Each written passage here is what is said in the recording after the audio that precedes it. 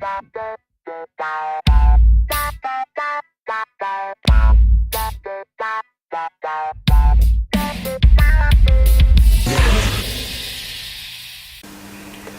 everybody, welcome to Upstairs to the Right Music. I'm your host Mike McWilliams.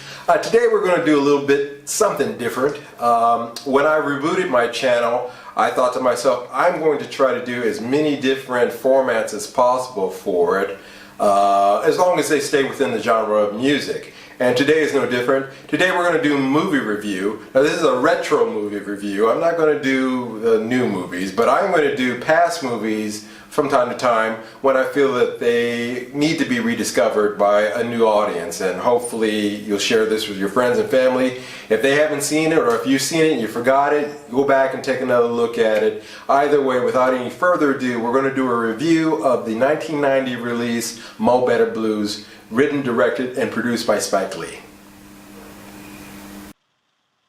Released in 1990, Spike Lee's The Mo Better Blues stars Denzel Washington, who plays the band leader Bleak Gillum. He is joined by Spike Lee, the director himself, as his manager Giant. Wesley Snipes plays the saxophone player Shadow Henderson. Giancarlo Esposito plays the pianist Left Hand Lacey. Bill Nunn plays the bassist Bottom Hammer. And they're joined actually by real-life drummer Jeff Tane Watts, as plays the role of Rhythm Jones. In this movie, he has two love interests. One is played by Joie Lee as Indigo Downs. She's Spike Lee's sister. The other is played by Cinda Williams, who plays Clark Benincourt. The story revolves around the relationships between the band members and Denzel Washington's character's Bleak, as well as the relationships that go around Bleak and the women in his life. Both of them, interesting enough, are aware that Bleak is cheating. The soundtrack for the movie was written by Spike Lee's father, Bill Lee, and also features music by the Brandon Marsalis Quintet, which featuring Mr. Terrence Blanchard on trumpet.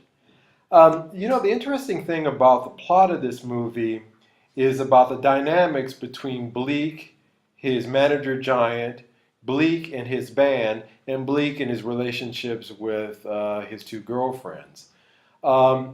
The first relationship between Bleak and his manager Giant, played again by Spike Lee, is that everybody around them can see that Giant is not a very good manager. As a matter of fact, he's doing things that are actually holding Bleak back. But because of some sort of unspoken loyalty between the two of them since they grew up together, Bleak decides that he does not want to replace Giant, like most of the people in his life suggest that he does. Now, Giant's major problem is that he has a gambling issue. So much so that at the end of the movie, one of the big setups is that Spike Lee is getting beat up outside by the gangsters that he owes money to, and Bleak Gillum makes the decision to go out and try to defend him, which has tragic consequences. The other plot line in this story, written by Spike Lee, is the relationship that Bleak has with his band, particularly with Wesley Snipes' character Shadow. Now, the band realizes that by being with Bleak, that their stature and their notoriety within the jazz scene is growing. However, they're also realizing that Bleak's unwillingness to get rid of Giant as a manager is holding them all back. And one of the constant refrains through the entire movie is, get rid of Giant, get rid of Giant, get rid of Giant, to which Bleak never really responds in any other way other than, no, I'm not going to do that. He's my friend. And actually in one scene, he says he's my friend, and he's told, well, this is business. you don't really have friends. And the other dynamic with the band is that they want to express themselves musically as well. But Bleak is a very, very controlling band leader. And in some ways, this plot point reminds me of Prince's movie Purple Rain, because of the dynamic between Prince and Wendy and Lisa and how he wouldn't allow them to play their compositions. Well, the same theme carries forward in this movie with the band constantly trying, especially Shadow, constantly trying to get under Bleak's skin, to do things in order to get him to change his ways and to get him to understand that he's losing pretty much all his credibility and soon maybe possibly even his band. The other plot point of this film is about the relationship between Bleak and the two women in his life, Clark and Indigo. Uh, Clark and Bleak's relationship is merely sexual. There is obviously not a great deal of respect on Bleak's part for Clark. As a matter of fact, she constantly asks him to give her a shot to sing on stage. And in Bleak's mind, he doesn't really know whether or not she's with him because she truly likes him or she's using him and his band as a stepping stone for her own personal career. The second love in his life is Indigo. Indigo is a school teacher. She's about as plain, Jane, safe, reliable of a woman as any man could possibly want. But this scares Bleak.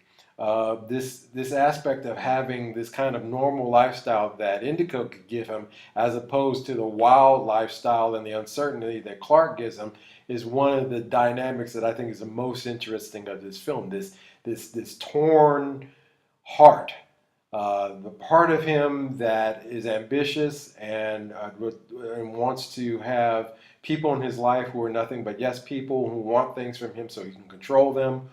And the other part of him, his heart, that wants a woman in his life who represents stability, who represents normalcy. And throughout the entire movie, we see him struggle with this. He tries to change Indigo to be more like Clark. And there's one scene where he actually buys them both the same dress, which Spike Lee's character Giant says, "Now I told you, buying them both the same dress, was going to lead to trouble. And you said the chances were 1 in a million that they would both show up the same night in the same dress." And of course, there's a scene in the movie where they both show up the same night wearing the same dress. So in the end of the movie, we see, because of the incident that occurs in the alley, as I mentioned before, with Giant and the bookies, the loan sharks, we're going to see how Bleak finally begins to realize what's real in his life, what it is that he really wants, and what it is that's really important to him. A couple of subplots in this is Shadow constantly not only trying to take away Bleak's band, but also trying to hit on Clark as well to take her away from him.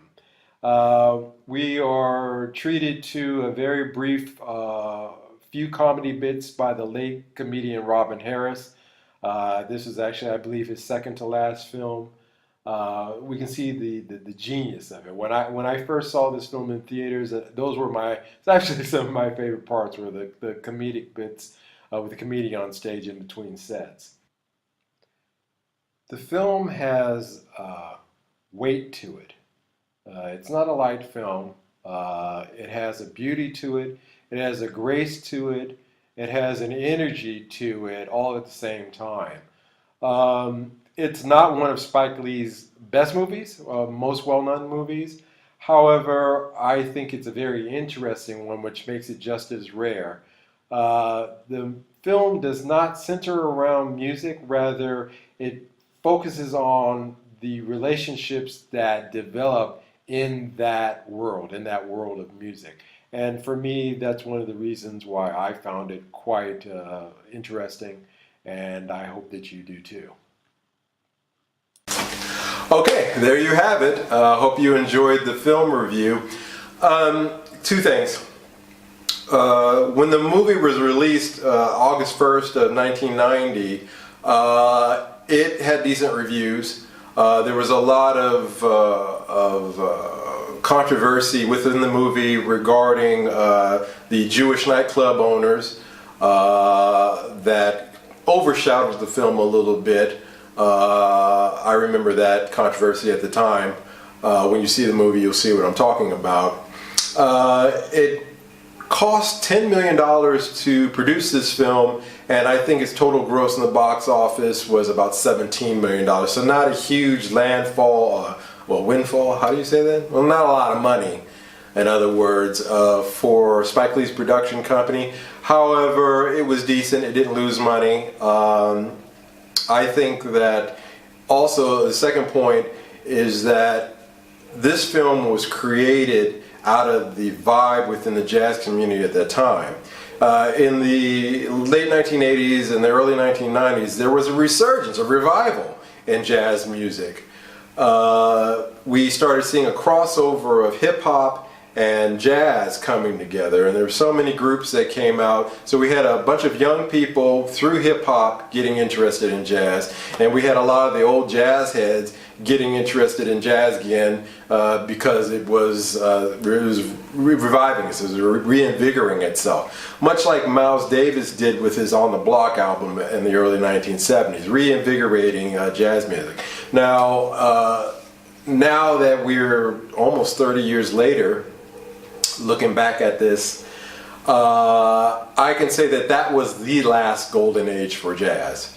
I think that you're never ever going to see that kind of mainstream viewing of that particular genre of music.